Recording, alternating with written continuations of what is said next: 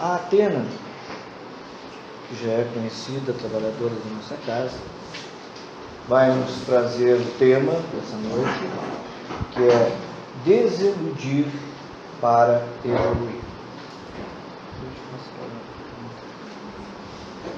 Então, uma boa noite a todos e a todas, sejam bem-vindos e bem-vindas. Acho que essa é a segunda semana de janeiro, né? Então tá todo mundo ainda em clima de férias, ou clima de pós-ano novo. E acho que é um bom momento da gente sentar e refletir algumas questões que talvez sejam importantes e talvez possam nos auxiliar a levar o ano de 2017 de uma maneira muito mais séria e responsável. Mas em que sentido nós estamos falando de seriedade e responsabilidade? Talvez a gente esteja vivendo uma existência que o último compromisso que nós atendemos é o compromisso de lidarmos com nós mesmos. O que eu quero dizer isso? Ou por que eu quero dizer isso? A gente traz uma fala de um diálogo muito interessante entre um discípulo indiano e um mestre indiano, quando o discípulo chega para o mestre com ódio no olhar e diz, questionando furiosamente por que ele sentia tanto ódio das pessoas que estavam ao redor dele. Por que as pessoas que chacoteavam com ele faziam com que ele tivesse tanto rancor, tanto ódio existencial por aquelas pessoas que estavam existindo ali, estavam incomodando, pelo simples fato de existirem às vezes. E aí o mestre olha, reflete, pergunta assim, você realmente quer saber por que disso? Sim, mas para além disso, eu quero saber como que eu faço para deixar de odiar essas pessoas. Porque eu me desgasto, eu fico cansado, diz o discípulo. Eu perco parte da minha noite, eu perco parte dos meus dias que eu poderia estar fazendo coisas maravilhosas, pensando nessas pessoas, odiando essas pessoas. E o discípulo começa meio que a lacrimejar, porque o ódio ferve a essência do ser e faz com que haja esse borbulho das emoções. E o mestre diz assim, você realmente quer saber como fazer isso? E o discípulo já não fala mais nada, porque está engasgado com toda aquela vibração de ódio que já está presente naquele momento. E o mestre olha e diz assim, não existem os outros. E se cala. Dentro disso é um grande ensinamento, um grande fundamento que não nos escapa dentro da doutrina espírita. É na questão conhecida e famosa por todos nós, que é a de 919 do Livro dos Espíritos, que Allan Kardec, como filósofo da doutrina espírita, e não como alguém abençoado pelos céus com uma dádiva milagrosa, muito além disso, como alguém que exercita o seu pensamento e questiona a sua realidade, e assim constrói a base da estrutura doutrinária que é o Livro dos Espíritos, que nada mais é do que não um trabalho religioso, mas um trabalho fundamentalmente filosófico, de questionar esses questionamentos, esse ato de questionar, que é um ato que nós muitas vezes deliberadamente não realizamos dentro da nossa existência. E aí essa questão 919 é a questão que diz o seguinte, qual que é o meio prático mais eficaz que tem o homem, o ser humano, de se melhorar nessa vida e de resistir ao arrastamento do mal? Eu vou repetir de novo, para que a gente possa entender. A pergunta é, qual o meio prático? O meio prático, ele não está perguntando qual que é o meio teórico, ele não está perguntando qual é o princípio teórico, qual que é o filósofo da antiguidade, qual que é a conclusão teórica, não. Ele está perguntando qual é o meio prático. Na prática, como que nós, seres humanos, melhoramos nesta vida e resistimos ao mal? Porque não basta resistir ao mal, a gente tem que melhorar. Não basta melhorar, tem que resistir ao mal. A gente pode também ficar dialogando sobre o que é melhorar e o que é resistir ao mal. O que é o mal? O que é o bem? Isso é uma questão filosófica, não é uma questão dada, religiosa. É fundamentalmente uma questão filosófica. A vacina para a criança é o mal, porque ela detesta sentir agulhada, mas a gente sabe que é o bem. Isso não tem a ver com a realidade daquilo que é verdadeiramente mal ou verdadeiramente ruim, ou verdadeiramente bom. Não tem a ver com a essencialidade das coisas, como se existisse algo ruim, algo bom dentro de cada existência. Isso é puramente filosófico. A depender, e daqui a pouco a gente vai colocar, de uma questão de contexto. Para o médico é essencial o trabalho dele fazer aquilo. Para a criança é detestável, ela não gosta. Inclusive nós, muitas vezes, temos uma problemática, né? A pessoa tem cheia de tatuagem, mas detesta para vacina. É uma coisa louca. E aí a 919, a resposta é dos espíritos. Quem são esses espíritos? Os espíritos que se dizem superiores, mas não porque eles são superiores, mas porque o conteúdo da fala deles é um conteúdo que faz refletir. Allan Kardec tem uma fala, eu estou enrolando para dizer a resposta, porque a gente tem que ir com calma. Allan Kardec tem uma fala muito interessante que diz assim: a forma nada vale, o pensamento é tudo. Isso é essencial. Porque a gente busca ter as pessoas à nossa volta as mais inteligentes, as mais estilosas, as mais cheirosas, as mais bonitas, as mais competentes, as mais cheias de possibilidade econômica, as mais vinculadas com uma relação social, quando em verdade o que vale mesmo é como essas pessoas vão nos tratar. Por que não burro? Por que não feio? Por que não menos estiloso? Por que não gordo ao invés do magro? Por que não analfabeto? Por que não? Se o que importa é como nós somos tratados por essas pessoas. Por quê? Diz Allan Kardec. A forma com que o ser se apresenta nada vale. O pensamento, que é essencialmente a existência do ser que se é o que conta. Faça um exercício. Desapareça do seu corpo. Vamos supor que agora, nesse momento, você não tem mais o seu corpo. O que sobra de você? Quem é você nesse momento? E é por isso que Allan Kardec faz essa pergunta, porque a resposta é a seguinte: o meio mais prático, o meio prático mais eficaz que tem o ser humano de melhorar nesta vida e de resistir ao arrastamento do mal, um sábio da antiguidade já vos disse: conhece-te a ti mesmo. E a última coisa que nós fazemos, ou que nós temos capacidade, é de conhecer a nós mesmos.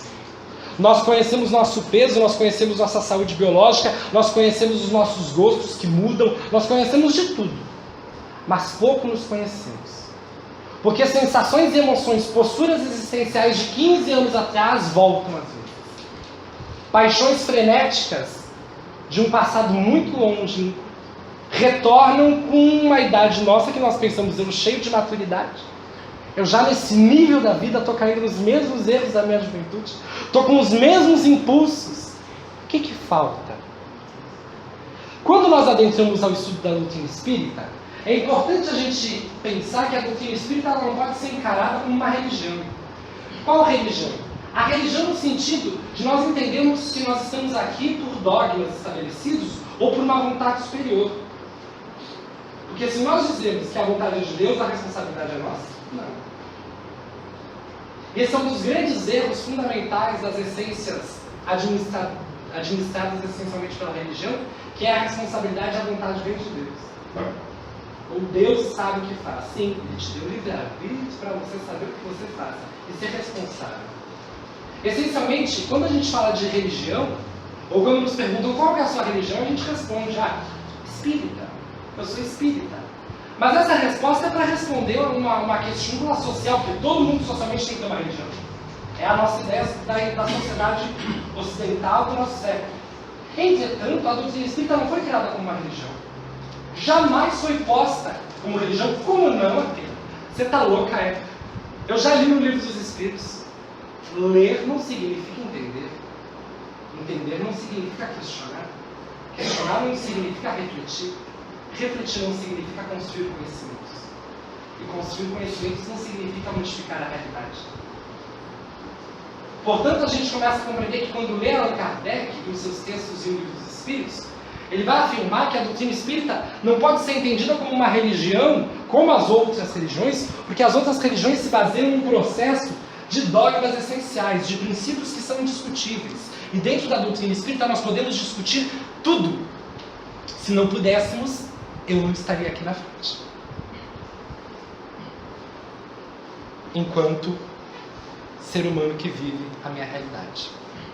É porque a doutrina espírita é uma doutrina de livre pensar, porque ela é uma filosofia. Não aquele ideal moderno de filosofia de vida, sabe? Que a gente compra em umas bancas, em livrinho, né? 10 passos de filosofia para você viver bem, e nem o autor consegue viver bem, mas está vendendo o livro. a gente começa a perceber que a filosofia é muito além do que simplesmente a gente viver a vida. É pensar o próprio pensamento. Mas isso cansa. Não é que cansa filosofar ou pensar a própria vida porque nós sejamos incapazes. É porque nós não estamos acostumados. Qual que é a grande diferença da doutrina espírita enquanto estrutura filosófica e as outras religiões?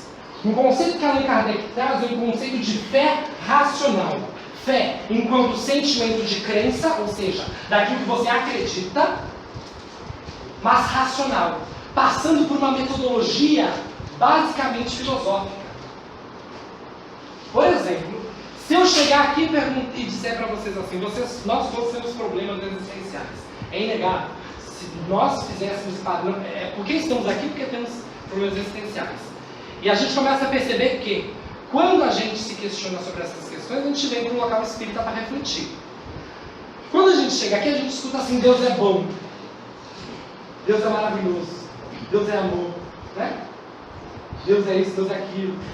E a gente começa a fazer uma psicanálise da nossa existência e diz, se Deus é tão bom, por que eu estou vivendo desse jeito? Por que as coisas são assim? Por que morre muita gente? Por que eu sofro com coisa que eu não preciso mais? E eu não procuro mais, vem e chega a mim, eu acordo sofrendo. Aí a gente começa a dizer, mas é por causa da reencarnação. A reencarnação não explica por que Deus é bom ou não, e por que eu estou recebendo isso que eu estou recebendo. Recebendo o que eu estou recebendo, como se a gente fosse tivesse uma visão burguesa, né? Estou pagando meus débitos, como se Deus fosse um grande banco central universal, que a gente erra, debitou, precisamos agora acreditar de novo, né? E aí Deus está lá pronto para lidar com o sofrimento na outra existência reencarnatória. Isso não é espiritismo. Isso não é, em hipótese nenhuma, espiritismo. Isso é uma doutrina distorcida de alguém que não leu e não estudou, não entendeu, não compreendeu e não questionou e não reconstruiu a realidade sobre a doutrina espírita. Nunca vocês vão ver escritos que o sofrimento atual é algo que vem para nós debitarmos, porque devemos a conta a Deus. Mas nós ouvimos e nos acostumamos. E esse preceito de se acostumar não é só dentro da doutrina espírita, é na vida inteira. Nós não questionamos a nossa realidade. Qual que é o tema da palestra? Desiludir para evoluir. A primeira vez que me mandaram esse tema, eu digo, Jesus, o que eu vou falar disso? Não, mentira, eu estudei bastante para a gente falar disso. Bem louca a pessoa. Mas pensem bem que a palavra realidade é a visão do rei. Porque há muito tempo atrás, a realidade de qualquer existência, quem dava era o rei. Se o rei não gostasse, mata, então é a realidade, vamos matar. Mas ele tinha que dar um porquê, é bruxa, então mata porque é bruxa. E assim você começa a compreender que esse preceito de realidade é um preceito dogmático. Você não sabe o que está vivendo a vida. Por que você está vivendo a vida? Qual é o sentido da sua vida? Isso não tem nada a ver com religião, isso tem a ver com uma questão básica. Se você vive aquilo que você é, por que você é aquilo que você vive? Dá uma noia na cabeça da gente, porque nós estamos acostumados e acostumadas desde sempre a receber o modelo de tudo pronto. Francis Bacon, que é um filósofo maravilhoso, europeu, ele vai dizer que conhecimento é poder. Conhecimento não é informação. Ler um livro é captar código linguístico, não é construir conhecimento.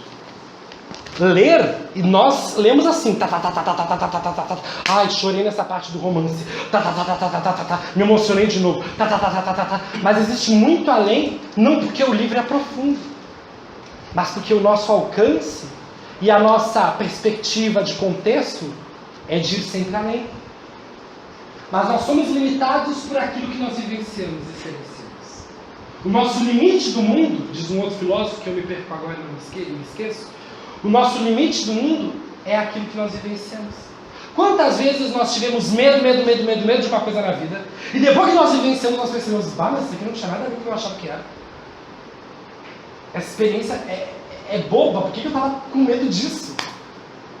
Porque a gente acha que o limite do nosso mundo é aquilo que nos faz sobreviver e viver. Sofrimento nada mais é do que, não é dor. Sofrimento não é agonia, não é aflição. Sofrimento é a captação e a ação de recebermos a ação e a reação de qualquer coisa. Eu estou sofrendo a ação do vento, sofro a ação da luz, sofro a ação dessa coisinha aqui nova que está me apertando os pés, que no verão enche o pé, né, gente? Aí tá terrível o negócio, eu acho. A gente sofre a ação. A perspectiva do sofrimento é nossa. Se nós vamos fazer essa relação de dor e sofrimento num sentido de aflição ou não, depende sempre da nossa perspectiva. Eu vejo muitas vezes umas mulheres grávidas, gravidíssimas, enormes, sofrendo a ação, mas estão maravilhadas com aquilo. Aquilo inchadas, né? Alargadas, dilatadas, pesadas, o joelho apertando um osso com o outro, falta de ar porque aumenta boa parte, consideravelmente, a região do útero e todos os órgãos internos eles se espremem. Então há uma grande capacidade de falta de respiração. E você pergunta, meu Deus, mas Deus não tinha outra forma de engravidar os indivíduos para nascerem os espíritos? Tem que passar por esse processo de sofrimento inteiro? Questionando a realidade, a gente retorna com o que o Allan Kardec vai dizer, de que todas essas questões, elas são ponderadas dentro desse sentido. O Espiritismo não é religião, o Espiritismo é filosofia. E para a nossa fé ser e existir racionalmente, a gente tem que entender o que a gente está falando. Uma palestra não basta. Com a desculpa de não termos interiormente a capacidade de tudo dizer em pouco tempo. Mas uma palestra não muda a existência de ninguém. Uma palestra, ou uma vinda no centro espírita, ou uma existência no centro espírita, não modifica a forma como o sofrimento chegará nas nossas existências, em hipótese nenhuma. Essa visão de que ir ao centro espírita e captar um conhecimento, quando na verdade você capta uma informação, não modifica a forma como que você se relaciona com a sua existência. Porque a sua existência não é estar sentado em 1h30 de palestra de paz, ou de atendimento fraterno, ou de qualquer coisa que tenha a nos desenvolver uma capacidade de meditar. O que nós fazemos aqui é sentarmos e pensarmos juntos, filosofarmos juntos. Os apressados, que têm uma constituição de estrutura filosófica mais infantil, querem tudo na hora. Negam tudo na hora. Isso que está sendo dito é bobagem, mas não refletiu ainda. Não criticou aquilo que está sendo dito. Não criticar no sentido de opor uma fala, mas no sentido de tentar reconstruir aquilo que está sendo dito. Quando a gente falou da realidade que é do rei, a gente está dizendo de uma verdade dita e colocada e imposta por todos e para todos. Dentro da doutrina espírita, existe um princípio de que a única verdade que existe é a existência de Deus. Porque é ilógico pensarmos no universo existindo se não tiver uma causa inicial. De onde que vem você? Pensa nós na praia, fazer um exercício filosófico. A gente tem tempo. Tem tempo, né? Gente, coisa boa, tem tempo. Pensa, quando eu chegava aqui em outros momentos, eu já estava esgotando. E aqui eu já estava me incomodando. Não a planta, tá, gente? Fazer um pensamento, um exercício filosófico para entendermos essa questão de Deus. Você está na praia, pense você na praia, com biquíni com sunga ou com calcinha. Praia de nudismo não vai, viu, gente? Você está lá sentado na frente da praia, com os pés na areia, aí você para no momento de um impulso filosófico e vê a onda chegar nos seus pés. Está sentindo a onda chegar nos seus pés? Mas é uma onda nordestina, tá, gente? É uma praia acolhedora, assim, águas cristalinas. Tá, gente? Uma brincadeira à parte. Chega a onda e você pergunta, nossa, onde é que tem essa onda? Quem empurrou essa onda? Qual é a causa dessa onda? E você olha dessas espumas, tipo, é a onda. São ondas marinhas. Maravilhoso, mas onde é que vem as ondas marinhas? São grandes baleias se movimentando? Você começa a questionar, né? É o grande fluxo animal marinho que tem ali embaixo? Não. É o vento daquela região que sobrevoa todo o espaço aéreo marinho. Mas de onde é que o vento é impulsionado enquanto existência molecular de gases? O2 e muitos outros gases. De onde é que eles se movimentam? Porque essa força não pode vir do nada. De onde que vem? São de forças que vêm para fora da nossa atmosfera, que são chamadas de raios, obviamente gravitacionais, ou ondas gravitacionais, ou raios solares, que também influenciam toda a nossa estrutura atmosférica. E de onde é que eles vêm? Da fornalha intensa que é o Sol. E aí você questiona de onde vem o Sol. E assim a gente poderia fazer um curso de astronomia. Mas a questão é questionar a causa de tudo. Quem causa os meus sofrimentos?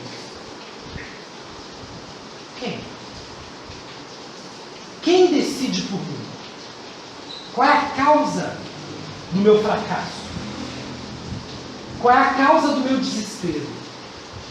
Paramos a pensar que sempre passamos pelo desespero, né? Mas quando chega o desespero, a gente parece que é a primeira vez que o desespero chega.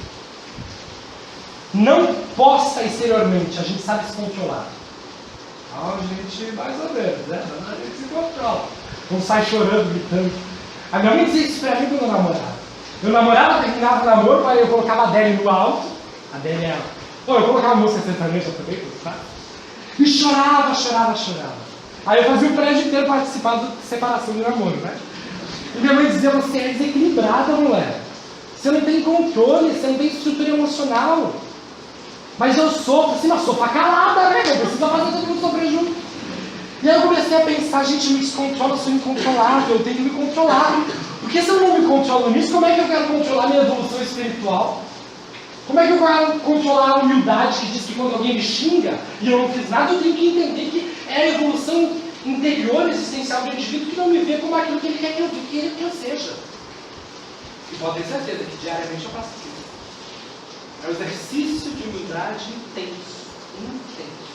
Que todos nós passamos por qualquer detalhe que não seja um padrão humano social moderno. Se você já é gordinha, já temos problema para a sociedade. Se você já é muito olho, nós também temos um problema. Se você tem a pele muito escura, nós temos um problema. Se você é muito baixinho, um problema, muito alto, um problema, muito narigudo, um problema. E assim você vai tendo muito problema, muito velho, muito problema, muito novo, muito problema. Gente, a sociedade só tem que isso. Que realidade é essa que se constrói para que tudo tenha problema? Como nós vamos chegar neste ponto?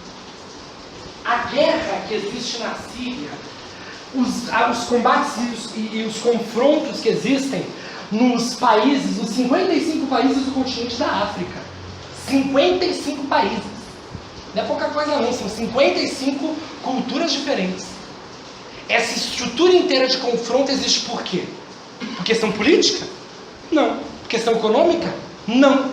O Brasil, com todos os seus problemas, não passa uma crise existencial no dinheiro ou na sua sociedade. Passa uma crise existencial humana. A gente não sabe o que é ser humano. Isso não tem nada a ver com pieguismo, com emoção. Tem a ver com nós olharmos cada um. Heidegger, que é um outro filósofo, diz: nós mesmos somos as entidades a serem analisadas. Quando você vem aqui para estudar espiritismo, você não vem para estudar o problema que a sua mãe lhe atormenta, é um espírito obsessor que vem de outra vida, seu marido é um espírito obsessor que vem de outra vida, você tem que aguentar, o seu filho é um espírito obsessor que vem da sua vida. Não é isso não. Você vem aqui para questionar a sua própria existência, e a sua própria existência não começa no seu corpo. A sua própria existência começa com aquilo que você está sentindo agora. E como é incrível que aquilo que você está sentindo agora lhe controle, e você não tem controle sobre isso. Não, porque eu tenho 45 anos de idade, eu tenho 25, tá, gente? Como se fosse um problema, não, eu tenho 45. Estou louca para fazer 26. Porque não sei, mas é uma sensação, né? A gente tem uma felicidade, uma alegria. Mas esse ideal, esse padrão de que a gente fica mais velho não é bom. Mas não é bom por quê? A gente começa a pensar daí que a gente se sente onipotente. A gente tem essas fases lunáticas de achar que nós somos o poder. Porque conhecemos as coisas. Eu sou mais velho, conheço mais coisa, então eu tenho poder. O poder aí, ele não entra no biopoder de um outro filósofo que a gente já explicou, mas entra no poder no sentido de nós controlarmos as coisas. Esta flor está aqui, é de verdade, né? Olha só, quando eu questiono é de verdade, eu não estou tocando. Ser de plástico ou ser de celulose tem diferença? Se eu estou vendo aqui, agora, nesse momento, o que é a verdade nesse sentido? A beleza. Não, brincadeira. Vai vir, gente, confia em mim que vai ter Jesus. Ou se não for, ninguém vai buscar desencarnado pra nós. Eu até perdi o que gravar assim. Como é que a gente controla a natureza? Como é que a gente controla a natureza? Como? Alguém me responda. Como que nós controlamos a natureza? com conhecimento científico. A biologia, a física, a química não existem para a gente produzir tecnologia para viver melhor. A gente só vive melhor porque a gente controla a natureza. Há uns 15 anos atrás, ar-condicionado não era uma necessidade básica social, né? Hoje, daqui a uns 5 anos, quem não tiver ar-condicionado em casa, acaba sendo uma necessidade básica por uma série, é um contexto muito amplo que a gente não vai discutir aqui. Mas eu estou trazendo essa amplidão para retornar essencialmente a como o ser humano consegue controlar a natureza, a energia elétrica. Ninguém pode simplesmente pegar essa energia e controlar. Você tem que ter conhecimento para ter o poder de controlar isso, de dar ordem a isso. Como que o ser humano tem o poder de controlar com seu conhecimento a natureza inteira, do extraterrestre, daquilo que está de fora do nosso planeta, ao intramarinho, não controla as próprias emoções quando a sua mãe diz não, você não vai fazer isso. Você não pode fazer isso. E não achem que a mãe aqui está falando para alguém de 15 anos, não. A mãe às vezes fala para alguém de 50 anos. Você vai fazer mesmo isso? Mas fulano, eu te conheço. Você sabe que vai dar errado. E a gente começa a compreender o quanto ainda a gente se desconhece. Vocês acharam que iam chegar nessa palestra e sair daqui cheios de respostas fixas e cheio de um ideal maravilhoso para se construir e se melhorar? Quem sou eu frente à minha evolução espiritual para dizer como os outros indivíduos devem evoluir? Quem? Com que capacidade ilusória eu teria de dizer para vocês, façam isso, fazer o bem é bom? Eu não posso fazer isso, porque eu sei que às vezes fazer o bem não me traz só coisa boa. Me traz ingratidão, me traz rebeldia. Eu descubro a minha pequenez, porque eu não estava fazendo bem para o outro, estava fazendo bem para mim mesmo. Qual é o meio, portanto, da gente se conhecer? Existe um livro que chama-se O Cavaleiro Dentro da Armadura. E é um livro potente, porque ele fala de um cavaleiro que agia sempre para que fosse visto como bom, justo e generoso. E ele começou a utilizar muito a sua armadura ao ponto de não tirar mais a armadura do seu corpo. E a sua esposa começou a problematizar. Acho que eu não consigo dormir contigo assim. Eu não vou ficar te alimentando no meio desse capacete aí, desse homem. Eu não consigo, não. Você vai dar um jeito. E quando ele foi tirar a armadura, ele não conseguiu. Procurou muita gente para ajudar e não conseguiu. Até que soube que no meio de uma floresta existia alguém que poderia ajudar. E ele foi numa aventura com medo de perder o seu filho pequeno, que só via e só tinha a imagem do seu pai num retrato antiquíssimo, não tinha mais como ver o seu pai, porque ele estava enclausurado na armadura. Ele foi atrás dessa solução quando encontrou um mago. Esse livro ele é do estilo do Pequeno Príncipe. Ele usa elementos imaginários para nos provocar. E esse indivíduo questiona por que ele estava usando a armadura. E ele diz, porque eu sou guerreiro. Eu não vou dizer qual é o nome do indivíduo que ele vai encontrar, eu quero que vocês leiam o livro. Procure esse livro. É muito bom. O Guerreiro Dentro da Armadura. Ele é um livro bem curtinho, ali numa sentada, numa noite, eu li aquele livro. É muito bom mesmo. E aí, ele diz, por que você usa a armadura? Porque eu sou guerreiro, eu tenho que me proteger. É a armadura que diz que eu sou bondoso, justo, generoso. Aí ele diz assim, mas todo mundo que usa armadura tem medo. Não, eu não tenho medo de nada, então eu tirei a armadura. Mas eu não posso, porque senão vão me atacar. Porque você tem medo. E desse momento começa uma escola de vida, em que o meio com que o indivíduo estava fazendo, o guerreiro dentro da armadura, enclausurado de uma realidade, que ia perder tudo e todos, se continuasse ali dentro, era filosofar. A primeira lição daí e da noite é, o único modo de você transformar a sua realidade é pensar. Mas não pensar, eu estou no centro espírita. Mas é questionar e refletir, é o pensamento filosófico. É potencialmente o que pode nos fazer entender a nossa realidade. Nisso, ele disse assim, você para tirar essa armadura tem que passar por 3 castelos. O castelo da solidão, o castelo do silêncio, o castelo do conhecimento e o castelo da coragem e da bravura. Da ousadia e da bravura. E foi lá o indivíduo para o primeiro castelo. Não vou falar os detalhes para vocês poderem sentir o que eu senti. Mas no primeiro momento, quando ele entrou no castelo da solidão, estava um silêncio. Né? Um silêncio. E ele não conseguia entender por que ele estava com aquele silêncio. Ele passou dias e dias e dias lá. Até que ele encontra o rei, que também estava em viagem, e o rei disse, não, toda vez que eu preciso fazer um autoconhecimento, eu venho para cá. Mas ok, vamos conversar um pouco, porque esse silêncio me dá agonia. Ele não precisa entender o que é esse castelo de silêncio. E aí ele começou a se questionar. Quando o rei conseguiu sair, quando ele chegou na etapa daquilo que ele deveria aprender a viver, apareceu uma porta, o rei saiu, deixou o guerreiro na armadura sozinho, e quando a porta fechou, o guerreiro foi lá para frente, achando um passe de mágica, é o que a gente espera aqui. Um passe de mágica. A minha voz não pode retumbar em vocês como for a verdade, a realidade daquilo que vocês vivem.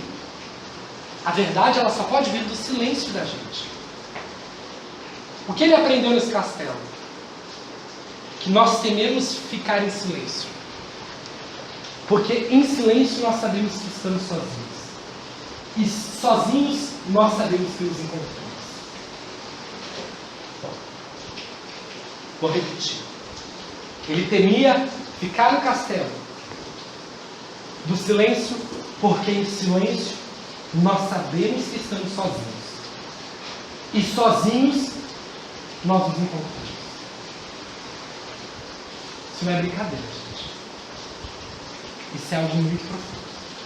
E pode explicar o desespero de nós sempre termos um rádio ligado, uma TV ligada, um barulho, pessoas em contato. Perceba, você fica a semana inteira em contato com gente, cheio de gente. 15 minutos em casa sozinho, você já acha que está em depressão e já precisa de alguém austivamente para estar com você. Nem que seja o Faustão na TV. Não é problema nenhum. O problema é você se utilizar disso para não chegar próximo de você. Por que na terceira idade as pessoas amadurecem? Porque elas aprendem a ficar em silêncio. E ficando em silêncio, elas aprendem a ficar sozinhas. E aprendendo a ficar sozinhas, elas se encontram. Mas não quer dizer que tem que ficar se encontrando, viu, gente? Tem que ir nos barulhos, pastor, umas festas, churrasco, cinema, shopping. Claro! Vida sexual, tudo existe. Tudo existe. Alguém disse que o idoso não faz sexo. Alguém disse que o idoso não pode sair. Não é o idoso delicado, aquele frágil. Aí tem aquela imagem, né? Aquela imagem social de coitadinho. E a pessoa louca para viver a sua existência, para continuar a viver a sua existência, porque aí é que entra a doutrina espírita. Todos somos espíritos imortais, dentro de um corpo que não é imortal. No segundo momento, no segundo castelo, nesse momento, abre um parênteses, faltam 5 minutos para a gente acabar a palestra, gente? Foquem o pensamento de vocês nesse finalzinho aqui. Foquem, e depois de sair daqui, continuem focando. E questionem tudo que eu falo. Questionem ao máximo. Porque questionar e criticar não é deturpar ou ofender. Muito pelo contrário. Quando ele conseguiu chegar, ele escutou uma voz. Ele disse, quem é essa? Quem é? Ela disse, sou eu. Eu quem? Você. Você quem sim, eu sou eu. E começou com um diálogo consigo mesmo. E a gente não consegue ter esse diálogo consigo mesmo. Porque a gente entra num estado de loucura, a gente acha que a gente é louco, né? A gente acha que a gente enlouqueceu porque está dialogando com nós mesmos. E aí ele começou a chorar, porque realmente ele sentiu que estava em contato com ele e sabia quem que ele era. Ele chorou, chorou, chorou, e a água das suas lágrimas enferrujou parte do elmo e se quebrou. Nessa hora, quando eu pulei o capítulo, eu comecei a chorar. Porque eu descobri que eu nunca, na minha existência, dei ouvidos a mim mesmo. E quando você ouve a você mesmo, você percebe quanto tempo você está aprisionado numa experiência, ou quantas vezes você quer falar, sentir coisas, e você mesmo não permite. Porque você. No segundo castelo do conhecimento, ele chega e frases surgem nas paredes como perguntas. E a pergunta básica, gente, é uma destruição de choro. Assim. Ele olha e está escrito assim: você ama quem você ama ou você tem necessidade dele? Ele dá mais umas voltas, dialoga e tal, e pensa na vida dele com a esposa, e faz uma psicanálise da sua história, uma historiografia da sua relação com a sua esposa, e percebe: nunca amou, sempre necessitou dela. Do seu filho nunca o amou, sempre necessitou, porque ele sempre pensava naquilo que era melhor para ele, naquilo que era necessário e quem poderia dar essa necessidade. Eu pulei esse capítulo, terminando o capítulo, eu chorei. Porque eu descobri que também não amava realmente as pessoas que estavam lá. Eu necessitava delas. O terceiro capítulo era o capítulo da ousadia e da bravura. E na frente do capítulo, bem louca, na frente do castelo, existia um dragão que cuspia fogo.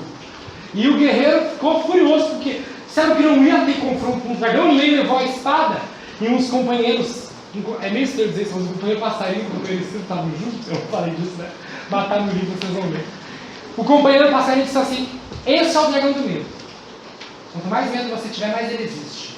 Como mais ele existe? Ele acabou de baforar fogo e pegou ele e doeu? Porque você tem medo. Quando você enfrentar, e ele foi tentar uma vez e não conseguiu, foi tentar, não conseguiu, eu não vou dizer para vocês o que acontece. Mas essa é a realidade. O medo de nós enfrentarmos a nós mesmos. E se você diz o Evangelho: ô louco, e se te chamarem sua alma nessa noite, o que será de ti? Ou em outro capítulo, em Lucas: de que adianta salvar o mundo e perder a própria alma? Ou, muito mais profundo: conhecereis a verdade e ela vos libertará. Conhecereis a sua verdade, não a verdade dos outros. E a própria verdade te libertará para você se sentir o quê? Existente. As pessoas dizem para mim assim: Atena, que bom que você conseguiu estar vivendo a sua vida, agora você pode ser feliz, né? Porque você fez isso para ser feliz. Não. Ninguém é feliz. Como que eu fiz isso para ser feliz? Onde a felicidade no mundo em que nessa esquina aqui tem alguém com fome durante 5 dias?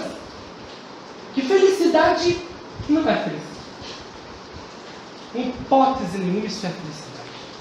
Onde há felicidade não cabe nenhum ruído de lágrima ou choro. E o próprio Bezerra de Menezes é quem diz isso quando desencarna. Grande trabalhador espírita e grande filósofo espírita. Foi presidente da Federação Espírita Brasileira e foi quem organizou o estudo espírita no Brasil, porque a coisa estava desengringolada. Porque o Brasil, colonizado por europeus católicos, jesuítas, o problema não é ser católico, o problema é ser jesuíta, tá, gente? O problema é o ideal dogmático de que só existe uma verdade.